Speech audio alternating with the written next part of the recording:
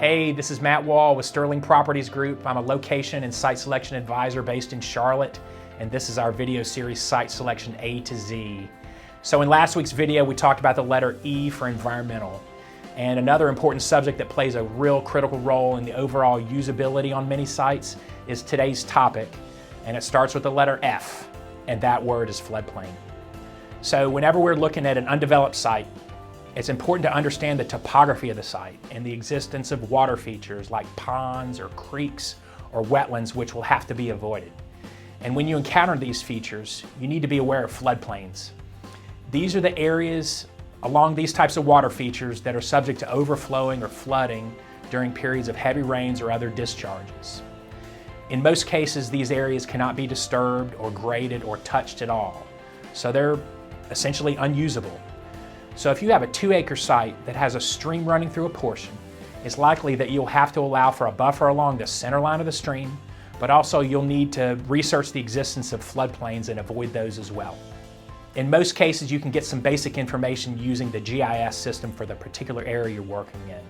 And most of these GIS mapping systems include layers showing both the existence of water features, but they also show these floodplains. Without going into too much technical detail in this video, it's your job as a site selection advisor to bring the potential existence of floodplain to your client's attention. The main impact will be that the existence of floodplains and water features will directly impact the overall usability of the site. And you're going to want to bring this issue up early on in the site review process so you have an idea of how much developable land you'll have to work with and know the impact of that on the overall price of the land. To put it more simply, you don't want to pay for acreage that cannot be developed. Floodplains are typically designated by FEMA, the Federal Emergency Management Agency.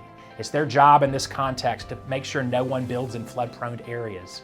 It's these FEMA maps that define the areas prone to flooding, and you'll often see reference to a 100-year floodplain and other technical designations that you'll want to pay attention to. So when you run into these water features on a site, you'll also likely encounter DENR, which is the Department of Environmental and Natural Resources. They're responsible for conservation, management, development, and property use of the county's natural resources, which include watershed areas and publicly owned land and waterways. So in summary, identify these issues as early in the site review process as possible, because they can get complicated and they can impact developability of the site in a great way. And a pro tip: a site with floodplain issues or wetlands and other water features is one situation where I'd strongly advise using a local civil engineer.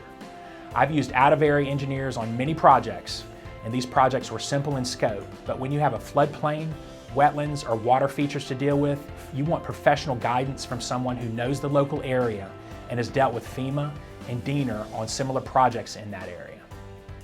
So that's F for floodplain in our series Site Selection A to Z. I hope that topic was helpful. Please share your thoughts on the topic and let me know if I can ever help you in the site selection process. This is Matt Wall with Sterling Properties Group signing out.